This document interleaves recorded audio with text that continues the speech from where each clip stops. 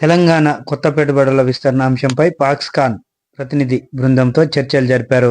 ఢిల్లీలోని తన అధికారిక నివాసంలో రేవంత్ రెడ్డిని అంతర్జాతీయ దిగ్గజ పారిశ్రామిక సంస్థ ఫాక్స్కాన్ చైర్మన్ యంగ్ లియు మర్యాదపూర్వకంగా కలిశారు. ఈ సందర్భంగా యాంగ్ లియు సాధ్యమైనంత తొందరలోనే హైదరాబాద్ను సందర్శిస్తానని ఫాక్స్కాన్ చైర్మన్ ముఖ్యమంత్రి రేవంత్ రెడ్డితో అన్నట్లుగా తెలుస్తోంది.